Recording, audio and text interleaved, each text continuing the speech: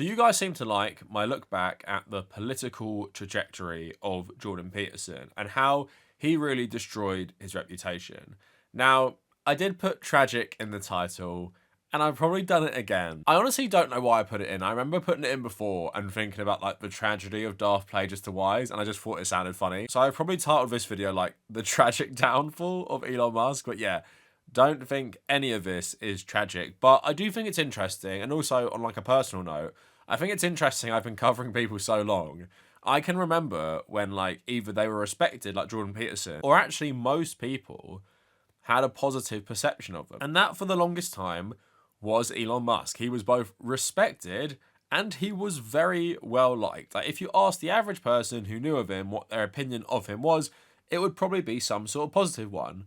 And that mainly revolved around things like SpaceX, Tesla, and just his reputation with nerds. And you did see him pop up in things like The Simpsons and things like The Big Bang Theory. And of course, most characters on those shows, like Elon Musk, apart from Homer Simpson, he seems to be some sort of prophet, but someone else who seems to be some sort of prophet. In fact, I've regularly been called the Muad'Dib of YouTube, mainly because I was the first YouTuber to call out Mr. Beast. But also, upon reflecting on my old content, I was also one of the few early people to both call out Jordan Peterson and call out Elon Musk. And my first anti-Elon Musk video is all the way back in 2018 when he was calling himself a socialist. And the first reports of him running his companies terribly and treating his workers like garbage were coming out. But even then, he still had a positive reputation. And I would say he pretty much had a positive reputation generally, even though he did damage it in 2018 with some things, until like the COVID pandemic. And that's when he really started destroying his reputation, where now, like, he's even done it to more groups, because of course he came out against Donald Trump, seemingly is walking some of that back, but I don't know how much you can walk back the stuff he was saying last week. So he's basically destroyed his reputation with everyone, apart from like hardcore, like far right simps, I guess. But I just thought it'd be fun to go through him tanking his reputation. And I guess one thing I'll say is it mirrors a lot of people like himself, like Silicon Valley tech billionaires, who did have a positive reputation when they tied themselves to liberal politics in like the Obama era, and then slowly over time tied themselves to like the MAGA movement, where now everyone like just hates them, and there is no pretending what these people are. Now, the one thing I will say, just like the Jordan Peterson video, like I always thought he was a bad guy, and I thought he was a bad guy since day one. Elon Musk I didn't really think about too much for most of my time on YouTube, although I didn't actually like him. But at the same time, I've covered a lot of stuff about him that's come out in more recent years, like how terrible he was as a child, like his family, and how terrible they are, and lots of things we uncovered later on. But for this video, I'm not talking about like maybe his own political evolution from like, was he always bad? Was he always terrible? It's more like looking at him in relation to his public persona and things he did in like the public realm of politics that damaged his reputation, rather than analyzing like, was he actually always a fascist? So that's what this video is going to be. But before we go any further, if you want to follow me on social media, it's at the Kavernacle on Instagram and also on Blue Sky. And if you want to support my work continuing for the future, consider supporting me on Patreon or supporting me on YouTube memberships. And if you like the video after you're done watching, please consider liking the video and also consider subscribing to my channel for future content. So just like my video of old Petey Boy last week, I do have a timeline in front of me that I've written out about like his kind of political trajectory. And the one thing I'll say, this video shouldn't be as long because I both haven't covered Elon Musk for as long as Jordan Peterson. And I don't think there's as much to talk about because it all just becomes like one thing in like 2023 to 2025. But I still want to go through it. So for those of you who are probably too young to remember, I say this more because recently I've been playing football with people who were born in like 2006 and 2007, right? And it's just wild to finally think about like how much older I'm getting than people who could actually be like 18 years old watching this video right now.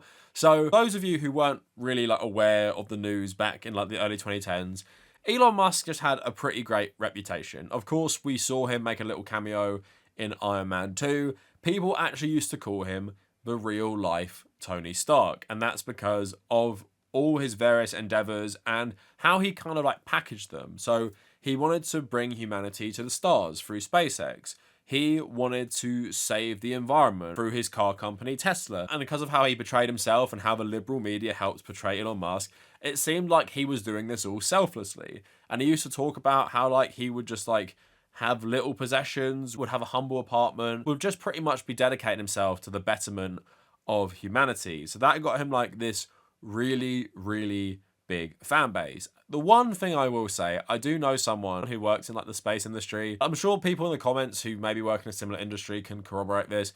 The one thing they said is something Elon Musk did because of this reputation he had and this more like famous image is he did kind of generate a sort of revival in private interest in space travel and a kind of even just like general audience interest in space travel, because obviously a lot of the space programs have stagnated, especially since the end of the Cold War. And if you probably told someone back in the day, maybe in like the 70s or whatever, we still would have only gone to the moon as another place beyond the Earth, they probably wouldn't believe you, right? So they're saying like Elon Musk kind of reinvigorated a lot of this desire. And despite him just being like a terrible person generally, this image he did cultivate for himself did draw a lot of interest into this sector. I've made videos about the privatization of space, so that's not something I necessarily see as a positive thing. But it is pretty clear that the two main superpowers involved in space travel, the US and Russia, have kind of cooled on their interest in like going to other planets. There have been like massive developments in other governmental space programs like Iran, Qatar, India, China, all those different countries. But it's fair to say the big players haven't really cared as much. So if there's one like good thing about Elon Musk, I guess some people say this, like I don't know firsthand, but also because of all of this, this is how he entered pop culture and he was seen as positive. So he popped up in 2015 in The Big Bang Theory and on The Simpsons. And obviously in The Simpsons, you have Lisa Simpson, who is someone who is smarter than most of the characters, is this know-it-all. So she is one of these people who loves Elon Musk. And in The Big Bang Theory, a show designed for nerds, they pretty much were primed like Elon Musk. And I'd say The Big Bang Theory cameo was actually a kind of good window into why nerds like him, because Elon Musk is essentially The Big Bang Theory in that people liked Elon Musk and The Big Bang Theory because they were nerds who would reference popular sci-fi. Now, if we talk about politics in terms of Elon as like a public political figure, he had, at this point, by 2015, given a lot of money to various different political parties. He gave a lot of money to George Bush in 2004, but it's fair to say that his focus was primarily on the Democratic Party, including Hillary Clinton, including Obama. And it's pretty clear that for most people in Silicon Valley, despite their more like libertarian politics, that the Democratic Party is where they would find a home, because you guys have to remember that the Republican Party, even though they are still full of Christian zealots, it was firmly the party of like anti-science. It was firmly the party that was very skeptical of technology, and it was the party that was also not even paying lip service to giving a shit about climate change. I guess things don't really change that much. But in that environment, it doesn't make too much sense for the Silicon Valley tech bros to cozy up to people like Mitt Romney or cozy up to people like John McCain when you have people like Obama and you have people like Clinton and Joe Biden who are more willing to jump into bed with Silicon Valley, and that's where they found this home. And it was also obviously in 2016, we see Elon Musk talk about Donald Trump for the first time. In 2016, just a CNBC report, Donald Trump's character reflects poorly on the United States, Elon Musk says. Elon Musk does not think the election will have much of an impact on Tesla, but he does not care for Donald Trump. I feel a bit stronger that he is not the right guy, Musk said in an interview on Friday. He doesn't seem to have the sort of character that reflects well on the United States. Musk said Hillary Clinton's economic and environmental policies are the right ones, but in general, Musk does not believe the outcome of the election will have much bearing on his Tesla business. I don't think this is the finest moment in our democracy, Elon Musk says. Because of his public persona, and maybe he actually did care about the climate back then, he obviously wasn't going to endorse Donald Trump, who then stacked his administration with like oil CEOs and obviously let Scott Pruitt run the EPA, who was a former fossil fuel lobbyist. So if you care about the environment, you don't like Donald Trump, and you probably don't like him once he's elected. So I remember when this happened, Elon Musk actually did work with Donald Trump at the start, a tiny bit. So Vanity Fair reporting in 2017, Elon Musk explains while he'll keep working with Trump, of all the CEOs in Silicon Valley, Elon Musk may have found himself in the most awkward spot. as tech company leaders and venture capitalists spoke out against Donald Trump's executive order on immigration. Musk, who in December announced plans to join Trump's 90-member Economic Advisory Council, and whose companies rely on federal regulation and contracts, offered much more mild rebukes. The blanket entry ban on citizens from certain primary Muslim countries is not the best way to address the country's challenges, he tweeted on Saturday. On Sunday, he offered to crowdsource amendments to the order to bring to Trump's attention at the first meeting of the Economic Council on Friday. The Tesla CEO has said he views his advisory role as not an endorsement of the president, but an opportunity to make a difference. Musk, an immigrant himself, took to Twitter on Thursday evening to explain why he wouldn't be leaving Trump's Economic Council. Advisory councils simply provide advice, and attending them does not mean that I agree with the actions by the administration, Musk tweeted. I understand the perspective of those who object to my attending this meeting, but I believe at this time that engaging on the critical issues will on balance serve the greater good. He said he initially joined the team to provide feedback on issues that I think are important for our country and in the world. In joining the council, he added he wanted to accelerate the world's transition to sustainable energy and to help make humanity a multi-planet civilization, a consequence of which will be the creation of hundreds of thousands of jobs and a more inspiring future for all. So what actually strikes me about even his comments on that, right? Because he got actually a lot of shit for that back in the day. But also just the way he even justifies it is like very rational and very like level-headed, and like realizing that, yeah, you might like disagree with this, but I think it's the best path forward. Like, I'm just trying to help the country generally. And he's trying to keep it like more professional. And it just shows how much he has spiraled lately, and how he even communicates everything is just like so wild to see the difference, because this is when he did have his reputation as someone respectable, someone people liked, someone people thought was an inspirational figure, and someone who was the rare exception of a very wealthy person using his wealth for the goodness of humanity. But like I said, even though he got shit for that, he's still being like, he is still playing into this character he created for himself, and even he stuck to it as well, because he actually left the council in June 2017. So from Vox reporting, Elon Musk said he would cease advising Donald Trump on 2 White House commissioned business councils after the president announced on Thursday that he would withdraw the United States from a landmark international climate accord. For months, Musk had been urging Trump to preserve the country's participation in the Paris Agreement, a pact to reduce global carbon emissions that the US adopted during the Obama administration. But reports that Trump intended to withdraw from the agreement led Elon Musk to express his frustration earlier this week, along with a threat that a change in US policy would cause him to leave. So although controversial to a lot of people at the time, I wouldn't say this was the start of the downfall of Elon Musk publicly. But now comes 2018, which I think foreshadows a lot of what was to come and his political trajectory. And I think a perfect case study of who Elon Musk is generally, and it's been proven time and again since then, is how he handled the Thai cave rescue. So remember when that soccer team in Thailand got trapped in that cave, right? Massive international story, everyone worried, loads of international assistance. And a guy called Vernon Unsworth was one of the early divers who found the children and was also someone who helped rescue them, right? And he received like honours from the monarchy of Thailand and stuff for doing this. So he actually helped in rescuing these people, and he is someone who was very familiar with cave diving, right? And Elon Musk, because he wanted all the attention on him, started trying to make this little submarine that would help divers get deeper into the cave system, right? And this Vernon Unsworth said that this was a PR stunt. Like, it wasn't actually going to help. It wouldn't help. And it was just Elon Musk trying to make this whole story about him. Which, like, he was spot on. That's definitely what it was. And because Elon Musk had legions of science bro simps at the time, they of course took his side. So one key part I actually forgot about the story before, like, I researched it today is Elon Musk actually went there. So BBC reporting back in the day, tech entrepreneur Elon Musk's attempts to help Thai cave rescue mission has attracted praise and criticism. He said he visited the operations command center, where he said he had left a mini submarine that had been designed to carry a trapped football team to safety. The head of the rescue mission thanked Mr. Musk for his offer, but said the sub could not be used. The equipment they brought to help us is not practical with our mission. Even though it's technologically sophisticated, it doesn't fit with our mission to go in the cave. And Elon Musk actually got sued for defamation for writing this about the guy, which on paper, this is clear defamation. The only reason Elon Musk didn't lose is because he probably has the best lawyers ever.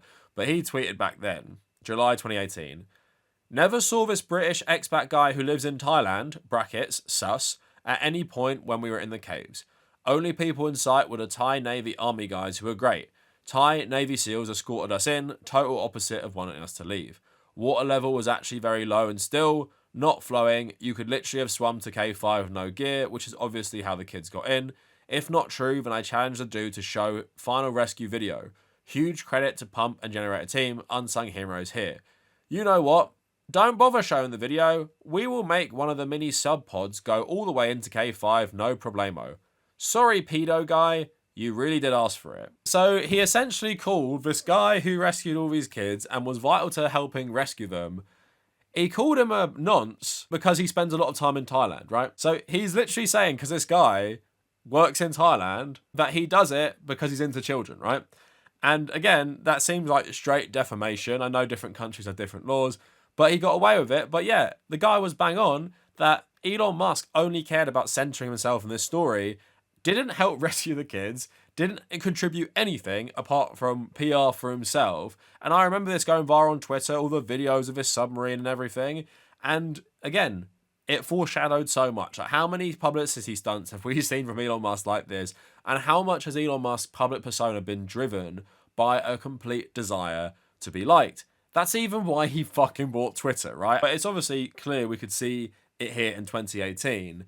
Now, also, this is the first year in 2018 that I actually made a video on Elon Musk. Now, it's not currently on my channel because I guess when I didn't care about money, I took more risks. So the video I made actually has like loads of clips of like different TV shows, Big Bang Theory, The Simpsons, and loads of like news footage, just getting copyright claimed everywhere. I made a decision that when I went full time, I didn't want anything to like threaten my channel getting proper copyright striked and stuff. So I just privated a lot of videos that use this footage. But I can still play you some of what I said, because basically in 2017, there was major reports that Tesla was union busting, and not just the company, Elon Musk was personally busting unions and actually threatening them on Twitter as well, that if they tried to form a union, they would lose their stock options. So I'm going to play you a little clip of me speaking about this back in the day. But it's kind of interesting for a socialist to not like the idea of unions and to treat his Tesla workers so badly. So numerous things have come out from Tesla in the last 2 years, so I'm going to get into them. So in 2017, a Tesla employee,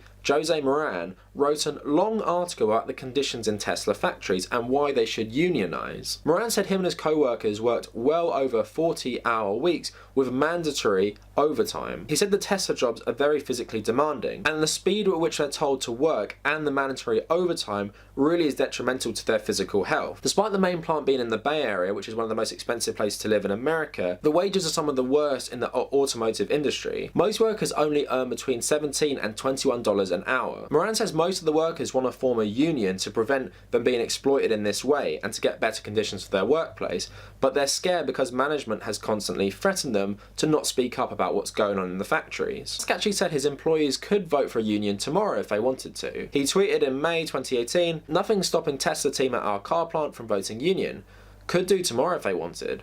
But why pay union dues and give up stock options for nothing? Our safety record is 2 times better than before and everybody gets healthcare." Now this tweet has been investigated because it seems like Musk is saying that if the workers unionize, they won't be able to have stock options anymore. So he is intimidating them not to be in a union. And it's hard to believe a self-described socialist would not see the benefit of a union. The way they're being exploited, it doesn't matter how safe it is, they're being exploited still by him. They're being underpaid in a very expensive area, and there's been reports that Musk has directly affected their safety. In 2018, Will Evans tweeted out that multiple former members of Tesla's environment, health and safety teams knew that Tesla had reduced standard safety signals like yellow paint and forklift beeps because of Elon Musk's own preferences. So here you have a self-described socialist telling his team to get rid of forklift beeps because he doesn't like them personally, even though they're there to warn people that a forklift is incoming. So you can see why the Tesla employees want to unionize.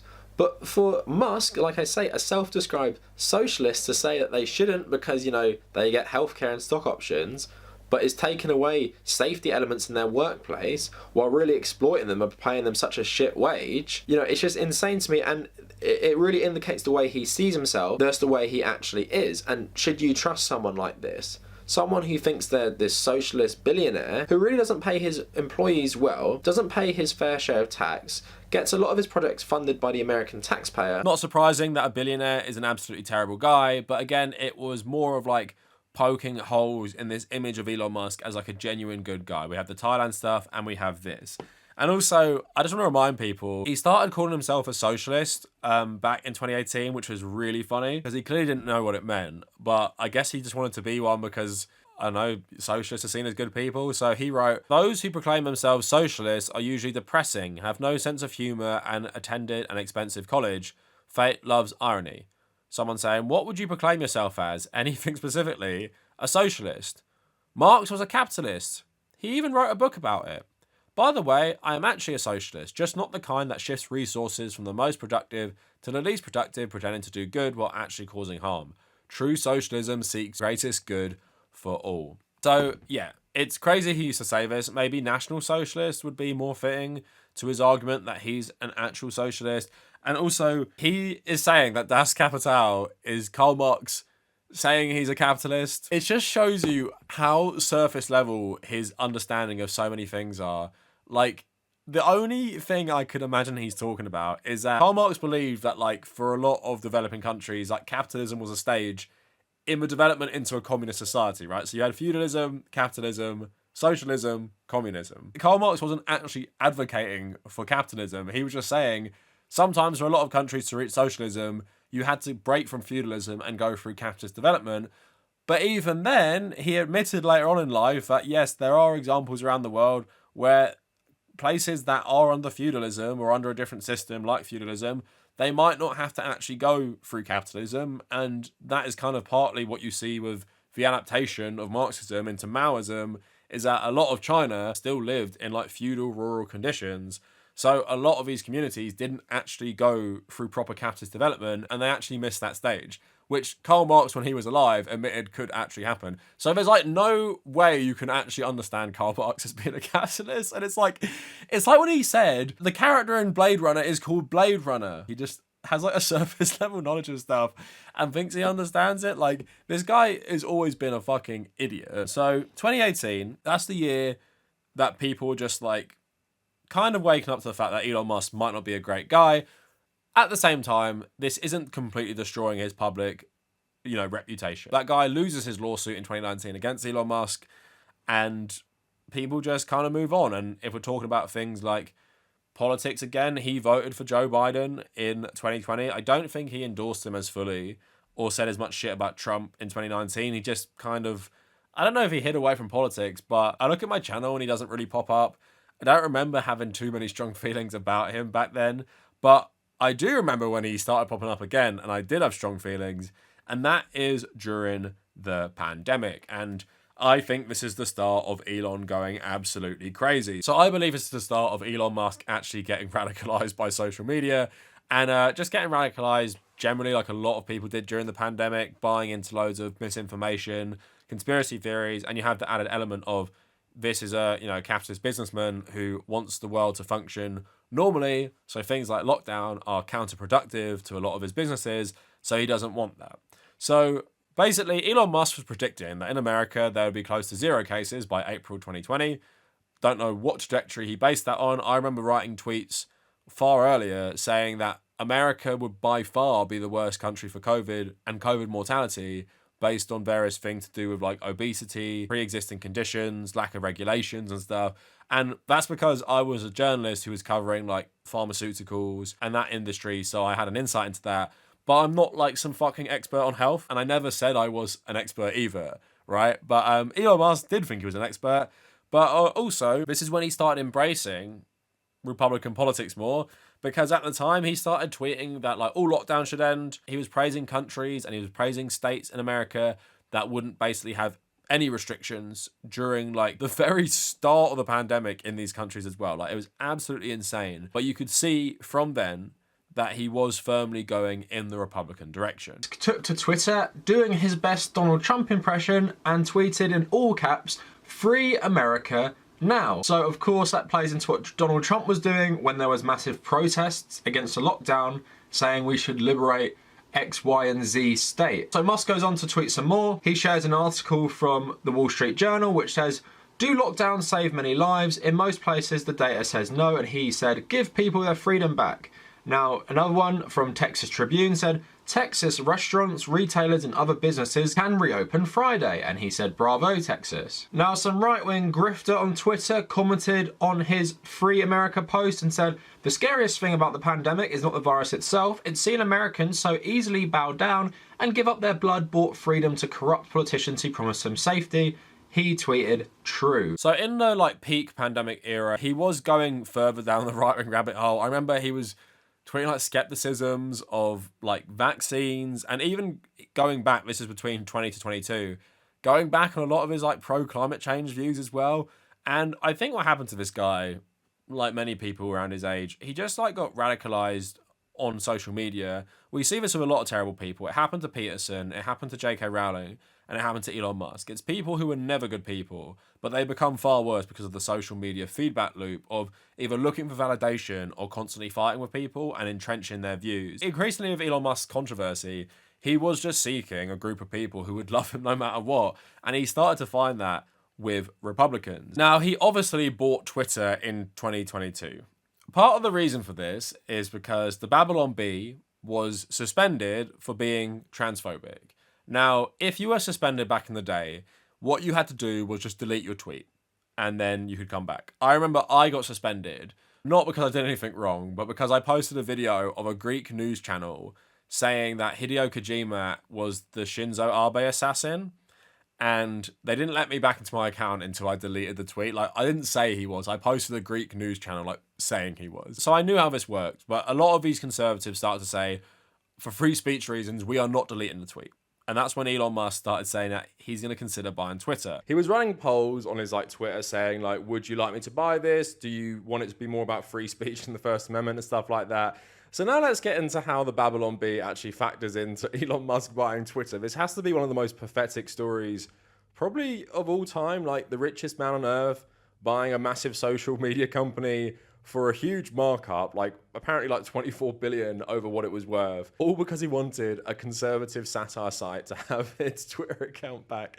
So Seth Dillon, who's the CEO of the Babylon Bee, said, "Musk reached out to us before he polled his followers about Twitter's commitment to free speech. He wanted to confirm that we had in fact been suspended. He even mused on that call that he might need to buy Twitter now that he's the largest shareholder and has a seat on the board. And this followed the Babylon Bee's ban after it was transphobic." So Elon Musk there, lovely guy. On their own website they wrote, "Twitter suspends the Babylon Bee." So as well as motivating Elon Musk to buy Twitter, get a load of what he did when he became the CEO. This is so funny and so sad. He made getting the Babylon Bee's account back priority one on his first day. So let's get into this article by Insider. Elon Musk wanted to reinstate a right-wing satire account on day one as Twitter chief. How absolutely sad is this guy?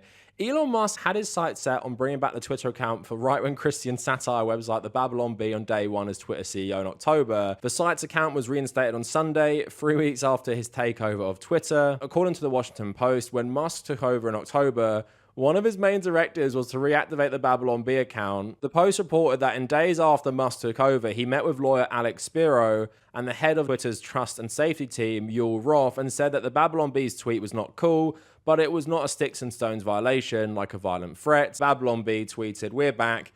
Let that sink in a pathetic reference to that Elon Musk joke when he first became CEO of Twitter, where he brought a sink into the building. A joke that doesn't even make sense, because if you're just carrying a sink through the door, who is letting the sink in the first place? He had already invested in Twitter, I believe, at this point, but he didn't have a majority share. So then he started actually making moves to properly buy it, and the infamous 44 billion offer came in, and then he tried to pull out of it, and then they sued him to buy it. And what happened when he was being sued to buy Twitter, there is so many of his text messages about a whole host of random shit just came out and was released during the court proceedings. Before Musk's purchase, ex-wife Tallulah Riley texted Musk criticizing the platform's decision to ban the Babylon Bee and calling for him to reverse the decision and make the platform radically free speech. And you can read the text here. She says, "Can you buy Twitter and then delete it, please? America is going insane. The Babylon Bee got suspension is crazy. Raya and I were talking about today, it was a joke, why is everyone being so puritanical? Or can you buy Twitter and make it radically free speech? So much stupidity comes from Twitter. Elon Musk replies, maybe buy it and change it to properly support free speech, like, or can you buy Twitter and make it radically free speech? She replies, I honestly think social media is the scourge of modern life, and the worst of all is Twitter, because it's also a news stream as well as a social platform, and so has more real-world standing than TikTok, but it's very easy to exploit and is being used by radicals for social engineering on a massive scale, and this is infecting the world. Please do something to fight wokeism. I will do anything to help. And I remember making videos on it. You could actually read it. It was pretty wild because you just see how parasitic the wealthy class are. Like, so many people were just bombarding him with messages to try and get in on Twitter with him as well. But it's pretty clear his motivation for buying Twitter was because he basically has always wanted to own it, but at the same time stemmed from him going down this right-wing echo chamber even more. And of course, he eventually did buy it. He fired everyone working at Twitter. He probably didn't give a shit because they just made a shit ton of money from him. And then he became the CEO to start with. But this is when Elon is basically firmly planting his flag in the right-wing side. But funnily enough, I was actually watching my old coverage of this. I was saying that he wasn't actually a conservative. He was just an opportunist. And I think he wasn't actually completely pandering to them, which I know seems wild considering I'm talking about 2022. Doesn't seem that long ago. And it seems like he has been like this for a long time, but I was like reading all my stuff back and I was like, maybe he wasn't a hardcore conservative. But we have to remember what radicalized him even further and how he firmly did jump into the conservative camp, like not even pretending to be some sort of centrist.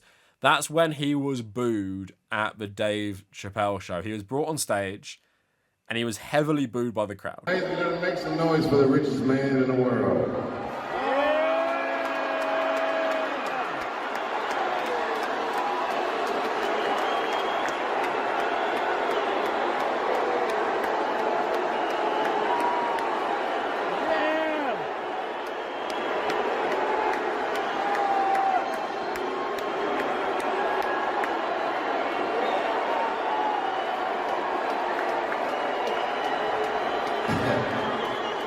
Cheers and boos, I see.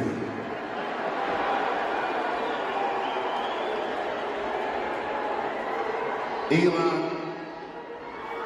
Hey, Dave.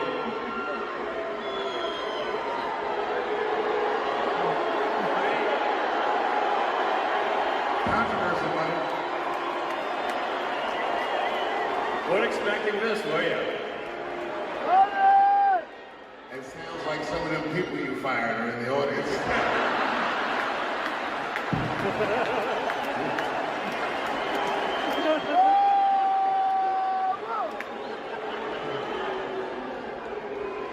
Hey, wait a minute. Those of you booing.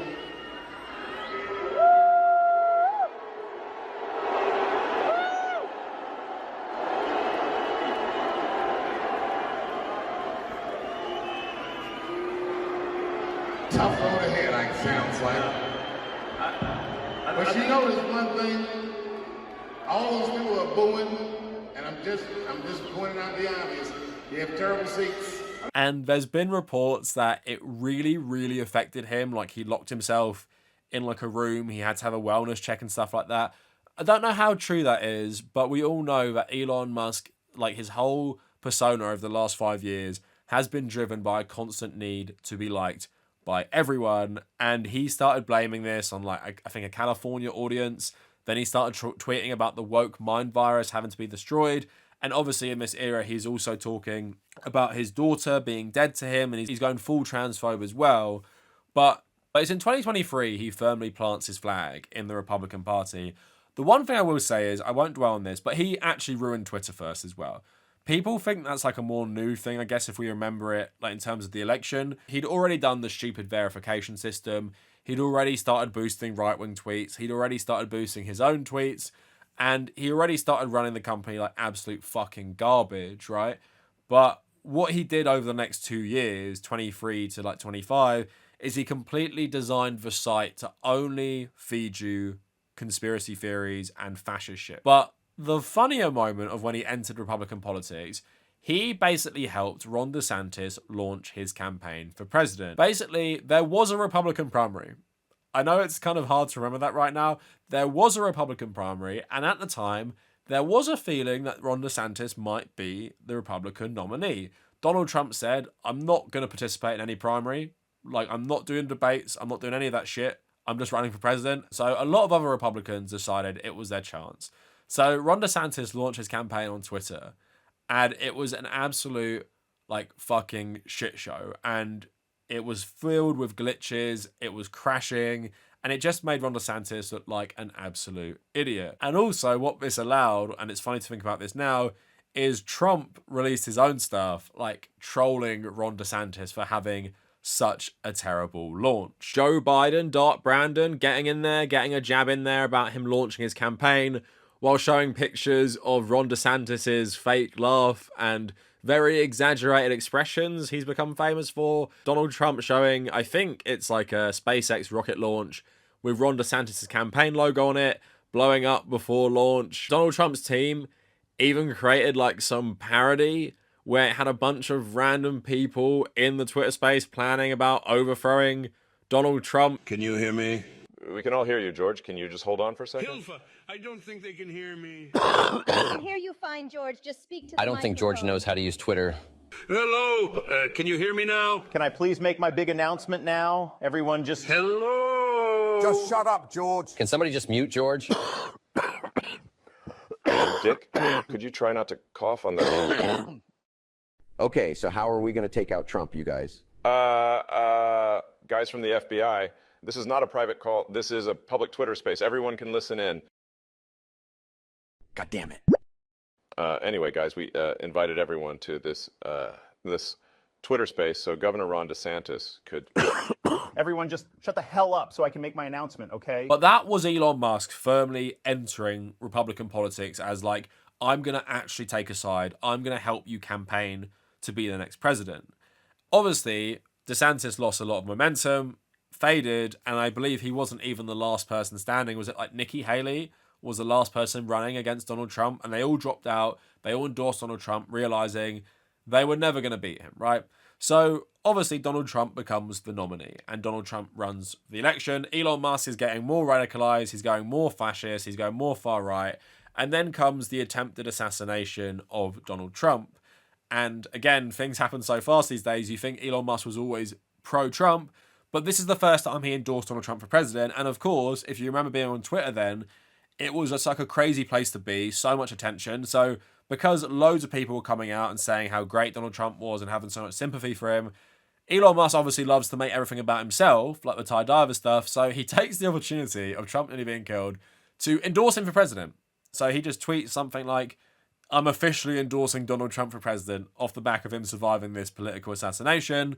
Then he starts a political PAC, I think it's the America PAC, where he actually bribes people to vote for Donald Trump. And of course, firmly turns Twitter into basically the Trump's campaign propaganda arm. And then his reward for all of this is he gets made like an honorary federal employee. He gets his own department, Doge, and he starts gutting the federal government. And also, he starts it off by doing Nazi salutes in front of the entire world. And his reputation was already in the gutter, but this salute stuff was so damaging to his business. It was so damaging to Tesla in Europe, where it's basically not even selling anymore, because the legacy of that stuff is still so strong. It doesn't really even matter your political affiliations. Like, if you're not in like one certain subsection of the far right, you're not going to like this. So it's unsurprising that all these countries like France, Spain, the UK, and even Germany, they all just started like not buying Tesla cars. So he completely destroyed his reputation. I said at the time, it's a political calculation where he's destroyed his reputation with Tesla and traded it for political power. But obviously, the Doge stuff made so many people hate him. And also, his entrance into Republican politics also made a lot of MAGA hate him. Steve Bannon absolutely hates Elon Musk. And that's because of the techno-feudalism angle. And of course, because a lot of tech bros and tech billionaires love relying on either foreign labour abroad, which is cheaper, or they like migrant labour at their own companies because they can hold them hostage with their visa status and threaten them with deportation if they don't go along with everything they've done. So we've seen that kind of divide. And of course, now Elon Musk said that Donald Trump was in the Epstein files, so they weren't released. So he's literally just gone from this guy who was loved by liberal society to destroying his reputation with every single group, apart from maybe a small faction of Donald Trump supporters and maybe tech bro simps. But it's pretty clear he's absolutely destroyed any semblance of like popularity he will ever have. I do see Democrats trying to cozy up with him recently, but I don't think there is any turning back. And it's just so interesting to see how radically this guy destroyed his reputation. And even when we look at like Jeff Bezos and Mark Zuckerberg, they're obviously destroying their reputation, but because they're not as erratic, because they're not as like firmly planting their flag in the MAGA camp, they're still skating by a little bit. Like obviously everyone watching this video probably hates them, and they should hate them. But Elon Musk's downfall is so much worse. And also because I think Elon Musk was genuinely liked. The other two were never really liked. Elon Musk did have a good reputation. He was liked by people. He was seen as an inspiration. And people thought he was the exception to the rule that all billionaires are absolute scum. But he's actually proved he's actually worse than all of them. And he has become an opportunistic fascist, and he's helped usher in fascism in the US, and he's continuing to do so, all for a variety of reasons. To get himself firmly embedded in the US government, probably forever, and also because he has such a need to be liked by everyone, he will literally do fucking anything. And that includes becoming like an actual Nazi. And also we can't forget that we don't know how long he's been a drug addict, but it's pretty clear over the last 2 years or so, his addictions have got far, far worse. And that's why he's behaving bizarrely at times, even if we do believe he's firmly taken a turn to be this like fascist political figure. So that is the downfall of Elon Musk. And like I said with the Peterson video, they're not actually having a downfall in that they're politically irrelevant or that they're bankrupt or they'll end up in jail anytime soon. But it's pretty clear the reputation is destroyed. But the funny thing with Elon Musk is he's the one who cares about this the most. Like he actually would love his 2015 reputation back. But there's just a variety of factors that led him to destroy this and make sure he can never have this back. And he is like uniquely dangerous for a lot of these reasons as well. Like the need for that validation, how quickly he changes his values and views to fit in, and how much he draws attention to himself as well, just makes him this like Henry Ford figure for the 2025. And I really wish what he did to Donald Trump was the end of him politically, but I feel like we're going to see him around for a long, long time. So yeah, that is the downfall of Elon Musk. That is it for the video. Let me know what you guys think in the comments, and if you made it this far, thank you for watching.